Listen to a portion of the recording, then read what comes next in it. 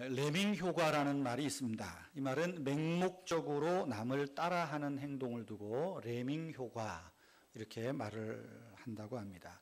레밍이라는 것은 스칸디나비아 반도에 서식하는 들쥐의 일종이라고 합니다. 근데 이 레밍이라는 들쥐가 아주 이상한 행동을 하는 것으로 알려져 있습니다. 뭐 쥐가 대부분 그렇지만 쥐는 번식력이 강하죠. 번식력이 강하고 또 집단으로 군락을 지어서 이렇게 생활하고 있습니다. 뭐 레밍도 마찬가지입니다. 근데 이 레밍이 이렇게 집단으로 군락 지어서 형성하다가 어느 날 갑자기 우연인지 필연인지 몇 마리가 모여 있는 데서 갑자기 앞으로 팍 뛰어가기 시작을 한대요. 그러면 옆에 이렇게 같이 뭐 씩씩거리고 있던 쥐가 야, 저 뭔 일이야? 나도 가보자. 그리고 또 막 쫓아간답니다. 한두 마리가 그런 게 아니라 거의 대부분이 쫙 달리기 레이스를 한대요. 생각해 보세요. 앞에 한 놈이 뛰어가는데 그 뒤를 누가 또 쫓아옵니다. 어떻게 했어요? 앞에 가는 놈은 쟤 왜 날 쫓아와? 더 빨리 도망갈 거고 뒤에 쫓아가는 놈은 쟤 왜 더 빨리 가는 거야? 그리고 막 정신없이 쫓아간대요. 이 레이스가 언제 끝나냐 하면 이제 해변가에 있는 절벽으로 쫙 가다가 절벽으로 집단이 쫙 떨어져서 죽는 거로 끝난답니다. 왜 그럴까? 왜 레밍이라는 게 이런 행동을 할까? 근데 사람이 아무리 똑똑해도 그 원인이나 이유는 밝혀내지 못하고 있습니다. 그리고 내린 결론은 그냥 레밍 효과. 레밍. 남을 맹목적으로 따라하는 행동을 사회적으로 또 정치적으로 레밍 효과라. 이런 말만 만들어냈습니다. 아마도 우리 사회가 이제까지 이렇게 살아왔는지도 모르겠습니다. 남들이 뛰니까 뛰었습니다. 남들이 걸으니까 걸었습니다. 잘 살아보세요. 우리도 한번 잘 살아보세요. 그 구호로 세계 역사상 가장 빠른 시간에 최단 기간에 경제 강국에 당당히 이름을 올려놓았는데 성공했습니다. 그런데 거기에 걸맞게 우리의 인격이나 도덕이나 의의 수준은 높아지지를 못했습니다. 삶의 기준이 높아지지를 못했습니다. 의가 뭔지도 모르고 도덕이 뭔지도 모르고 아니 한국 사회에 전통적으로 내려오는 윤리의 기준마저도 허망하게 무너지고 있습니다. 그리고도 우리는 남들 가는 대로 따라가고 있는 바로 이것이 오늘 우리 사회의 모습이지 않는가 싶습니다. 잘 사는 나라가 되었는데 여기까지 왔는데 세월호 같은 참사가 한번 터지면 잘 사는 게 뭘까? 산다는 게 뭘까? 가던 길을 멈추고 고민해 보지만 조금 더 지나가면 여전히 이전껏 지나버리고 레밍의 들쥐처럼 또다시 절벽을 향해서 냅다 달려가고 있는 것이 우리의 모습이고 오늘 대한민국의 모습이지 않는가 싶습니다. 오늘 세월호 침몰이라는 이 엄청난 사건 사고 앞에서 우리 기독교인들은 뿐만 아니라 대한민국의 국민들은 이 죽음의 레이스를 멈추고 한번 우리 자신을 냉정하게 돌아볼 필요가 있습니다. 인간의 존엄성과 삶의 가치를 먼저 생각하고 정말 산다는 것이 뭔가 다시 한번 진지하게 고민해야 됩니다. 하나님 앞에서의 삶을 돌아보는 계기가 되어야 됩니다. 근데 우리나라는 참 이상한 것 같습니다. 우리나라의 국민성은 안 그런 것 같은데 못된 인간들이 있는 것 같아요. 지금 세월호 침몰로 온 나라가 집단 멘붕에 빠졌다 그런 말을 하는데 이걸 가지고 이념을 들이대고 무슨 보수 진보를 편가르기를 하고 또 이걸 가지고 자꾸만 정치적으로 이용하려고 하는 이 못돼 먹은 인간들이 주변에 많은 것 같습니다. 사람들이 앞장서 노란 리본 달기 캠페인이 벌어지고 있어요. 그랬더니 또 그런 말을 합니다. 노란 리본 달기를 끝내라고.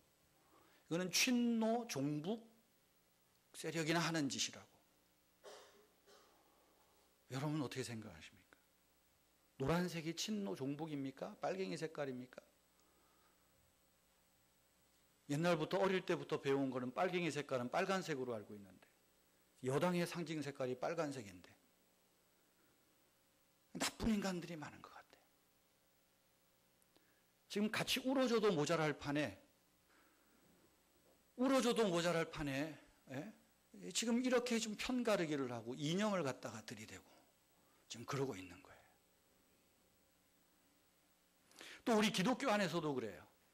노란 리본 달았던 사람들은 뭐 인터넷이나 개인 SNS나 이런 데 단 사람들은 몰라서 그랬으니까 회개하고 노란 리본 그 블로그에서 사진에서 빼라고, 회개하고 빼라고. 왜냐하면 노란 리본은 사탄적 주술을 상징하는 거기 때문이다. 그리고 막 이제 카카오톡으로 뭐 SNS로 막 날라요. 저도 그거 보고 야, 뭐야 이거? 그런데 또 주변에 많은 분들 얘기 들으니까 우리 기독교인들이 얼마나 착하고 순진합니까? 그렇구나. 노란 리본은 마귀적이고 주술적인 거구나. 이 악마의 영이 있는 거구나. 또 그리고 소랑설레해요. 제가 오늘 노란 넥타이를 맸습니다. 노란 나비 넥타이가 있었으면 아마 나비 넥타이를 했을지 모르겠어요. 우리 가운도 보니까 노란 거네.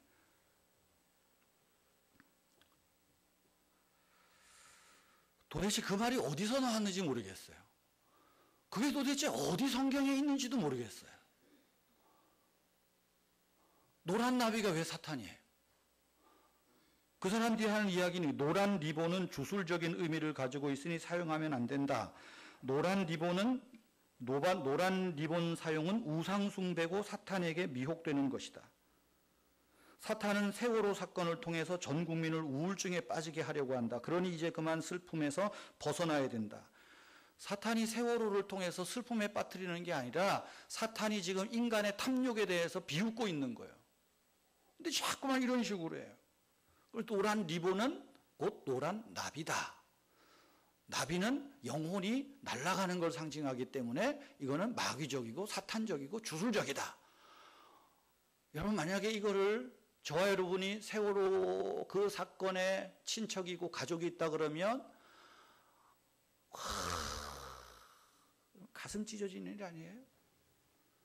지금 우리는 같이 울어줄 때입니다.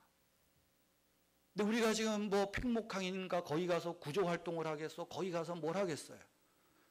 그래서 자발적으로 젊은이들이 또 사람들이 노란 리본을 달고 우리는 우리대로 웃고 떠들고 일상적으로 생활하지만 우리의 마음은 같이 울어주는 상징 아니에요.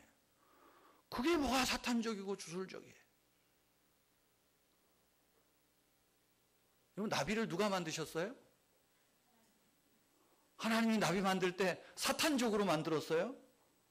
이 성경도 모르는 인간들이 이 짓거리를 하고 있다고요. 하나님이 주신 일반 은총이 뭔지도 모르겠어요. 이 얘기를 하니까 우리 교회 어떤 집사님이 페이스북에다가 글 올렸어요. 와, 노란 나비가 마귀적이고 사탄적이라면 우리는 어려서부터 이 귀신 교육을 얼마나 듣고 자랐는지 모른다고. 나비야 나비야 이리 날라오너라 노랑나비 흰나비. 그런데 그걸 보고 어제 물어봤어요. 그 노래에 노랑나비야 호랑나비야 그랬더니 노랑나비래요. 노랑나비가 노란 색깔이 사탄적이면 무지개 빨주노초 노란색 빼야지 하나님이. 이 하나님의 일반 은총을 하나님의 창조 원리를 모르고 막 갖다가 붙여요. 이 뭡니까? 자꾸만 국민을 분열시키고 선동질하고 지금은 같이 울어줄 때, 같이 아파할 때, 나와 피부지 섞인 가족도 없고 나와 상관도 없지만 여러분 지금 그 400여 명의 사람들이 찍소리 못한 거 아니에요. 같이 울어줘야 될 판국에 지금 이러고 있어요. 참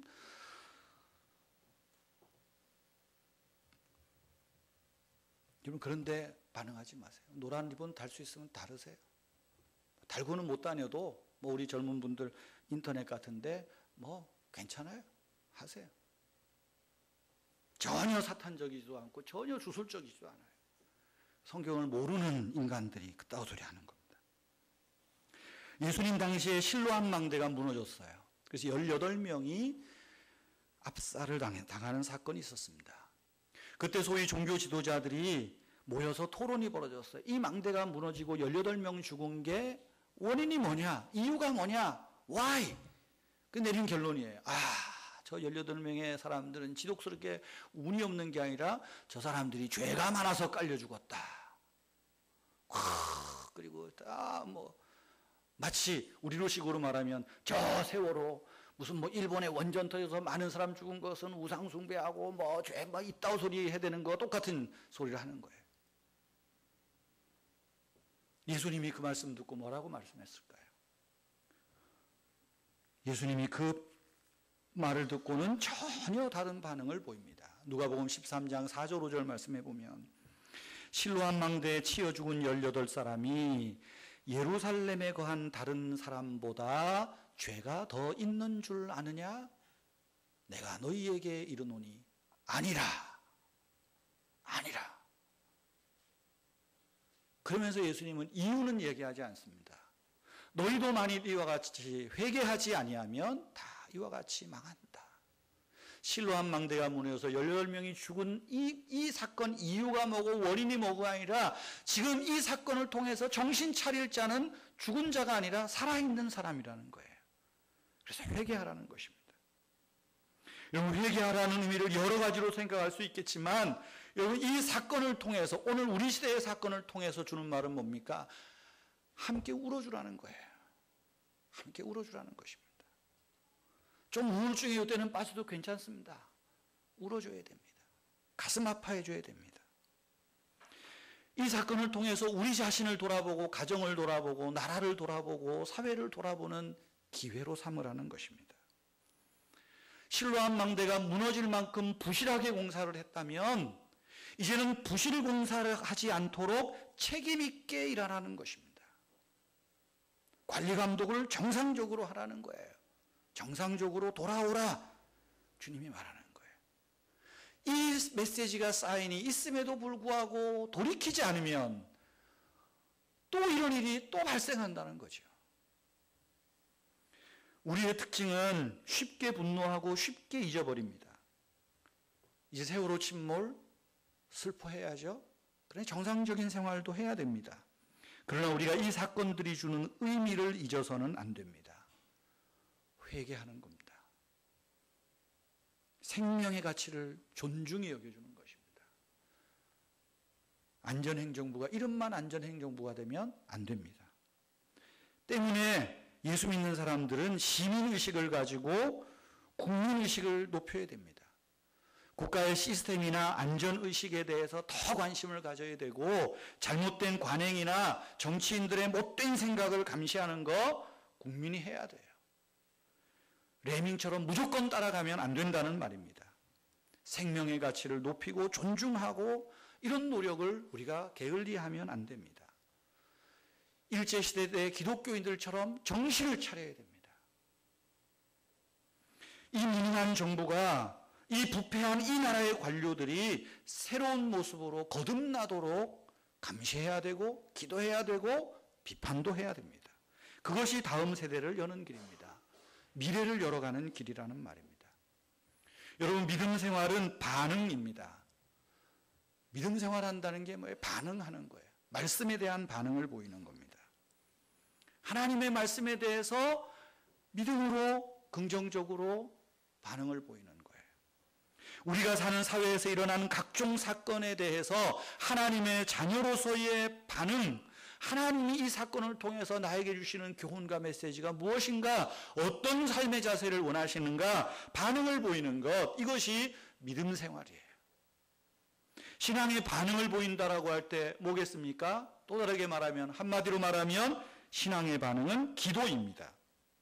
신자들의 기도는 하나님께 대한 반응이요, 하나님 말씀에 대한 반응이요, 하나님께 은혜 받는 수단이요, 하나님 은혜 받은 것에 대한 찬양하는 것, 찬양의 반응, 이것이 믿음 생활입니다. 이것이 기도입니다. 그래서 신자들의 기도는 현재뿐 아니라 미래를 여는 열쇠와 같은 것입니다. 다니엘 9장은 역사에 대한 다니엘의 반응입니다. 믿음의 반응입니다. 이 반응은 곧 기도로 이어졌습니다. 다니엘 9장의 본문은 전체적으로 보면 오늘 19절까지를 보면 다니엘의 위대한 기도문입니다. 뭐 다니엘이 하루에 3번 기도했더라 어쨌더라 이런 표현은 있지만 다니엘이 어떻게 기도했더라 구체적인 내용은 없어요. 그런데 다니엘서 9장은 3절에서부터 특별히 19절까지는 다니엘의 기도가 전부 다는 아니겠지만 아주 엑기스로 잘 우리에게 보존되고 지금까지 전해지고 있는 기도입니다. 그래서 학자들은 이 9장을 다니엘의 위대한 기도 이렇게 말하고 있습니다. 우리는 이 위대한 기도의 본문을 통해서 우리의 신앙의 영적 반응, 특별히 우리들도 좀 이런 위대한 기도 생활을 하는 우리가 되면 얼마나 좋을까? 그런 의미에서 오늘 다니엘의 기도를 통해서 위대한 기도의 자세, 우리도 위대한 기도를 드릴 수 있다는 믿음을 가지고 어떻게 하는 것이 위대한 기도를 드릴 수 있는 것인가 몇 가지 교훈을 생각하려고 합니다. 위대한 기도는 첫 번째로 하나님의 약속을 붙들고 기도하는 것입니다. 2절 말씀해 보시면 특별히 다니엘이 성경을 읽고 묵상하는 것에서 기도가 시작됩니다. 그러니까 기도가 있는 게 아니라 말씀을 읽고 묵상하고 그러다가 기도로 연결되는 거예요. 특별히 다니엘이 이때 읽었던 책을 보면 9장 2절 보세요. 다리오 왕 통치 원년에 나 다니엘이 책을 통해서 여호와의 말씀으로 선지자 예레미야에게 알려주신 연수를 깨달았다. 이 예레미야서를 읽고 있었던 것입니다. 그런데 예레미야서의 말씀들과 연결시켜 보면 이 말씀은 예레미야 25장 8절에서 11절의 말씀 같아요. 여기 떴네요. 너희가 내 말을 듣지 않고 우상숭배하고 내 말을 거역해서 너희가 바벨론의 포로가 되었다. 느부갓네살에게 70년 동안 압제를 당할 것이다. 이런 이야기입니다. 그리고 또 29장 10절에서 14절 말씀에도 보면 그런 내용이에요. 너희가 느부갓네살 아래에서 70년 동안 포로 생활하는 그 연수가 마치면 내가 너희를 고향 땅으로 돌아오게 하겠다. 그러면서 유명한 말씀을 하시죠. 내가 너희에게 대하여 가지고 있는 생각은 재앙이 아니라 평안이다. 70년이 결코 재앙이 아니라 평안을 주려는 것이다. 그러면서 이 말씀을 쭉 하고 있습니다. 다니엘이 이 말씀을 한 번만 본 것 같지는 않습니다. 읽고 또 읽었을 거예요. 우리가 성경을 여러 번 읽듯이 그랬을 거예요. 느부갓네살이 통치하던 바벨론 제국 시대에는 이 말씀의 의미를 몰랐을 수 있습니다. 도대체 하나님이 말씀하시는 70년이 올 것 같지가 않겠지요. 그런데 다니엘이 살다 보니까 82, 83세까지 살았습니다. 역사적으로 보면 다니엘 9장의 이 이야기는 다니엘이 82세 혹은 83세 때의 기도입니다. 지나놓고 보니까 느부갓네살이 죽었어요. 망할 것 같지 않은 바벨론이 멸망당했어요. 그리고 메데파사의 제국이 새로운 제국이 일어나기 시작을 하는 거예요. 그러면서 보는 거죠. 하나님이 말씀하시는 때가 가까이 오나? 그리고 보니까 70년의 숫자의 연수를 깨달은 거죠. 깨달은 거예요. 다니엘은 이 말씀을 읽고 묵상하고 깨달으면서 마치 이 말씀을 하나님으로부터 내려온 보증수표를 손에 받아 쥔 것처럼 아마 생각하고 하나님 앞에 처신하고 있는 것입니다. 하나님이 말씀하시는 이 보증수표는 뭡니까? 이제 너희의 길들을 버리고 우상 숭배하는 길들을 버리고 주님을 새롭게 하나님을 새롭게 간절히 찾는다는 조건 하에서 포로민들을 귀향시키겠다는 하나님의 약속이에요. 언약의 메시지입니다. 그래서 다니엘은 비록 유대인들이 이 사실을 깨닫지 못하고 여전히 하나님께 대하여 귀를 닫고 있지만 다니엘은 이 말씀을 깨닫자마자 나로부터라도 나 혼자부터라도 하나님을 찾겠다 그렇게 생각하는 거예요. 아마 다니엘은 그렇게 생각했을 겁니다. 하나님이 우리 유대민족의 포로 생활이 끝난다고 약속했으니까 내가 어떻게 행동하든 그대로 이루어질 거야 이렇게 생각하지 않았어요. 오히려 다니엘은 하나님이 70년 후에 우리 민족이 귀향할 수 있다고 말씀하셨어. 이 신령한 약속을 내가 믿고 이제 예루살렘에 내려진 진노를 하나님이 멈추어 주시도록 유대 민족에게 내려진 진노가 멈추어지도록 하나님의 약속하신 귀향의 약속이 속히 성취되도록 내가 기도하겠다 작정하고 하나님 앞에 기도하고 있는 거죠. 그래서 3절 말씀 보세요. 내가 금식하며 베옷을 입고 죄를 덮어쓰고 주 하나님께 기도하며 간구하기를 결심하였다. 나 혼자라도, 나부터라도 기도하겠다 하는 거예요. 여러분, 위대한 기도는 위대한 발견에서 시작됩니다. 그 위대한 발견은 하나님의 말씀에 있어요. 하나님의 말씀에서 하나님의 뜻을, 하나님의 약속을, 하나님의 신령한 축복의 말씀을 발견하는 겁니다. 여러분, 그 말씀을 발견하면 기도하지 않을 수 없이요. 에이, 하나님이 약속하셨으면 되겠지 뭐. 가만히 있는 것은 영적인 나태입니다. 영적인 게으름입니다. 그러나 하나님의 말씀 속에서 하나님의 언약을, 약속을 발견했으면 다니엘처럼 그 다음 단계로 기도로 이어지는 것이요. 거기에 하나님께서 역사하시는 것입니다. 다니엘은 위대한 선지자입니다. 하나님께로부터 계시도 많이 받았고 환상도 많이 보았습니다. 자, 그쯤 되면 우리는 성경 안 읽어도 되겠다 할지 모르겠어요. 그러나 다니엘은 하나님 말씀을 계속 읽습니다. 선지자들의 말에 귀를 기울입니다. 성경을 읽고 묵상하는 것은 신앙의 연륜이나 사역의 경험이나 영적인 체험, 이거와 상관없습니다. 우리는 계속 하나님의 말씀을 읽고 묵상하는 가운데 하나님의 언약을 캐치해내야 돼요. 발견해내야 돼요. 그럴 때 위대한 기도를 드릴 수 있어요. 시간상으로 보면 다니엘 9장은 다니엘 6장과 연결되어 있는 거예요. 같은 시기에 일어난 것입니다. 다니엘 6장이 뭐죠? 네가 기도하면 사자굴에 집어던지는 거예요. 그런데 다니엘이 어떻게 합니까? 알고도 하루에 3번 기도했다. 아마 그 3번 기도하는 자기 습관의 속에 이 9장이 들어가 있을 거예요. 이 9장이 들어가 있는 거예요. 어떤 기도일까? 9장 내용이에요. 세월호 실종자 중에 김정민이라는 학생이 있습니다. 국민일보에 나온 기사입니다. 피아노 실력도 제법 남달랐고 교회 생활에도 적극적이었다 그래요. 정민이 아버지는 그 교회 장로님입니다. 아버지 이름은 김영삼이란 분입니다. 대통령은 아니고요. 김영삼 장로님입니다. 이 장로님이 아들의 소식을 듣고 행여나 살아올까 노심초사하며 며칠을 기다립니다. 아무런 소식이 없습니다. 기다리면서 아들에 대해서 생각하면 애절하지요. 왜냐하면 수학여행을 가기 전날에 인터넷 게임 한다고 좀 이 아들한테 좀 막 뭐라 그러셨던가 봐요. 그러니까 왜 이런 일이 있으면 똑같은 훈계를 해도 그것 때문에 가슴 아픈 게 부모의 마음 아니겠어요? 가슴 아파합니다.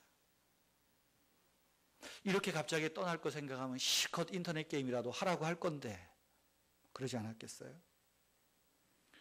일주일이 지나도 구조의 진척이 없고 생존자에 대한 소식도 없고 생존 가능성도 점점 희박해집니다. 그럴 때 김영삼 장로는 가슴이 찢어지는 슬픔을 안고 기도를 합니다. 그 기도가 그분의 SNS를 통해서 많이 알려지고 있습니다. 그리 아니하실지라도입니다. 국민일보 기자가 이 글을 보고 김영삼 장로님에게 가서 물었습니다. 왜 이런 기도문을 페이스북에 올리게 됐습니까? 그랬더니 이분이 이렇게 말합니다. 나와 같이 슬픔을 당한 사람들과 참혹한 사고로 하나님을 원망하고 있을 사람들에게 하나님의 사랑을 알리고 싶었습니다. 뿐만 아니라 우리 기독교인들이 이 일을 통해서 힘을 얻고 믿음 얻는 계기가 되게 해달라고 기도하면서 이 글을 올리게 됐습니다. 김영삼 장로님이 올린 글귀는 기도문은 이겁니다. 요나가 물고기 뱃속에서 하나님의 계획을 깨닫고 회개하고 나온 것처럼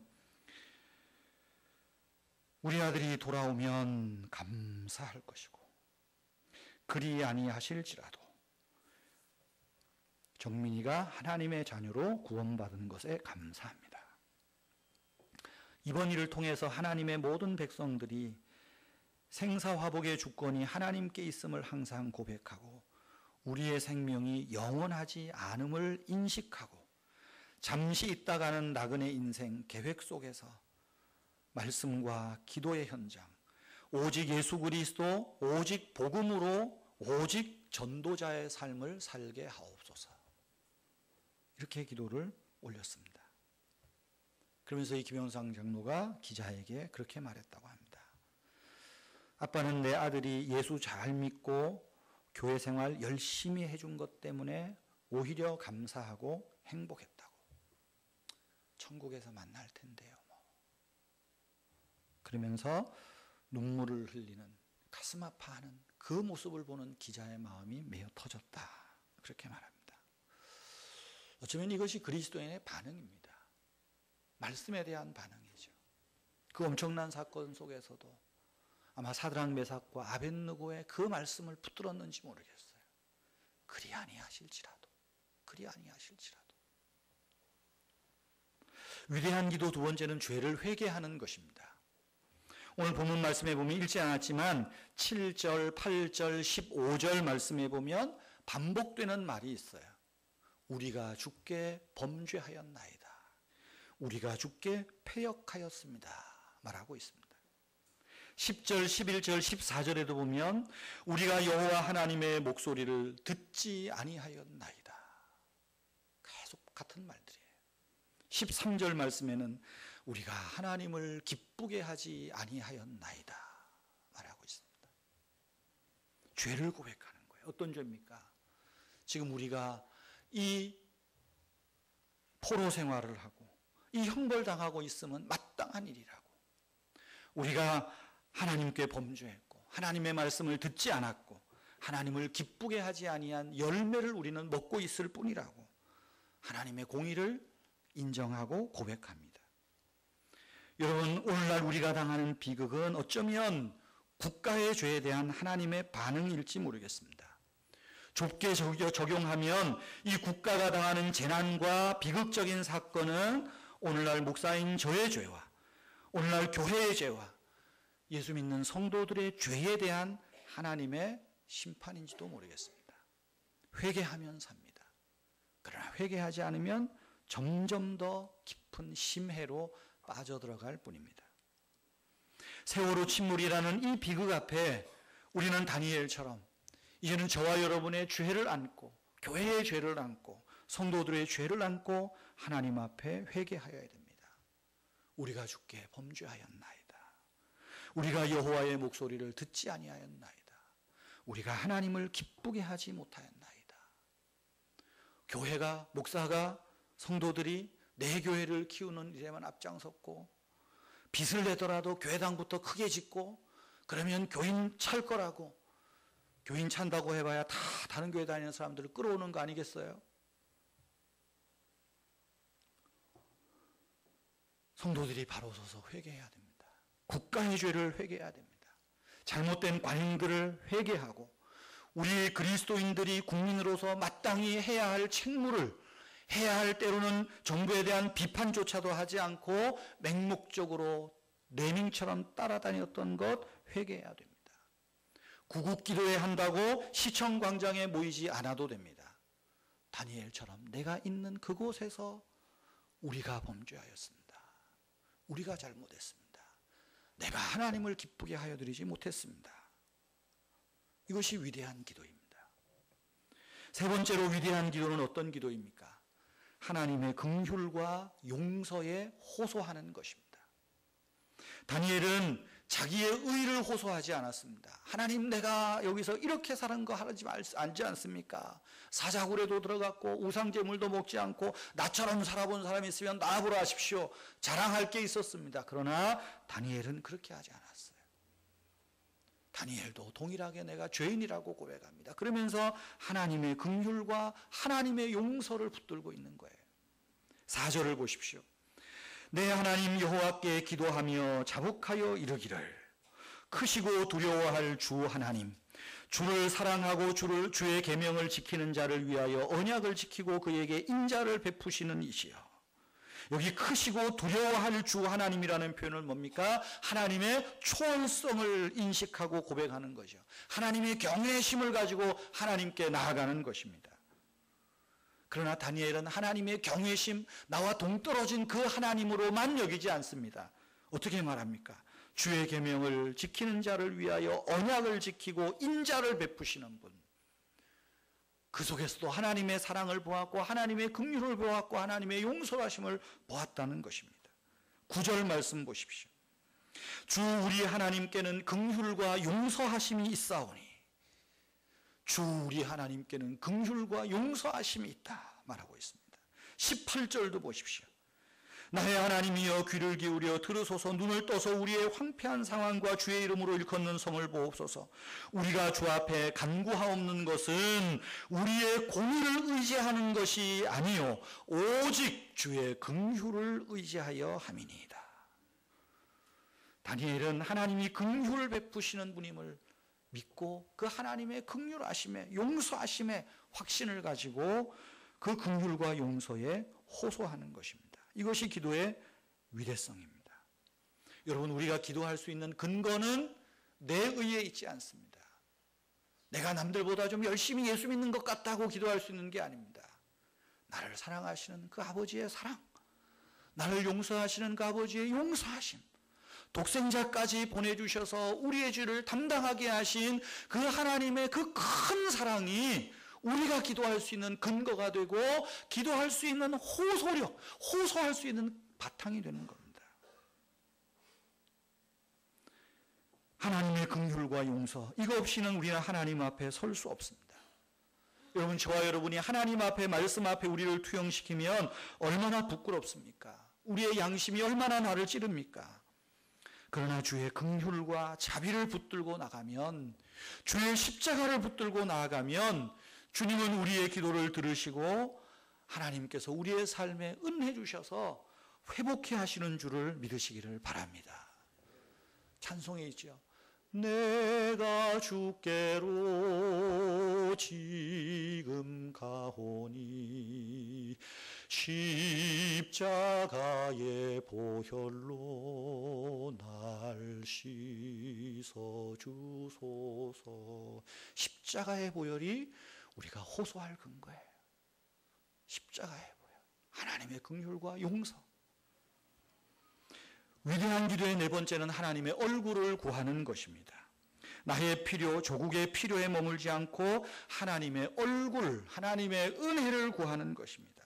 하나님의 은혜가 있어야 문제가 해결되고 은혜만이 하나님의 약속을 이루어가는 것입니다. 16절 말씀 보세요. 주의 분노를 주의 성 예루살렘 주의 거룩한 산에서 떠나게 하옵소서.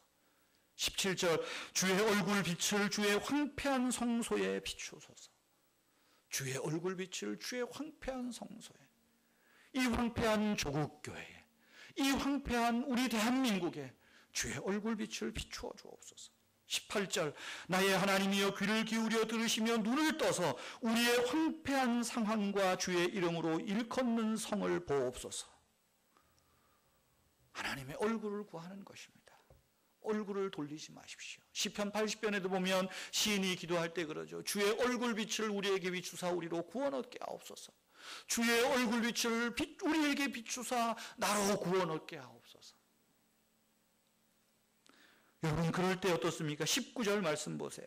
다니엘이 절박한 심정으로 기도합니다. 우리 19절 다시 한번 읽어보십시다. 19절입니다. 주여 들으소서, 주여 용서하소서, 주여 귀를 기울이시고 행하소서, 지체하지 마옵소서. 나의 하나님이여 주 자신을 위하여 하시옵소서. 이는 주의 성과 주의 백성이 주의 이름으로 일컫는 바 됨이니이다. 다니엘은 하나님이 우리를 위해서 움직여달라고 기도하지 않습니다. 오히려 이스라엘 백성들은 구원받을 자격조차도 없습니다. 그러나 다니엘은 하나님의 약속을 붙들고 기도하면서 이제는 하나님께 어떻게 보면 비장의 카드를 꺼내는 겁니다. 우리를 위해서 응답해 주시지 말고 하나님 이름을 위해서 응답해 주십시오. 그러고 보면 다니엘은 모세 오경, 모세의 기도도 열심히 묵상하고 이해했던 것 같아요. 모세가 이스라엘 백성을 위해서 기도할 때 어떻게 기도합니까? 이 패역한 백성이라고 하잖아요. 그러면서 또 뭐라 그래요?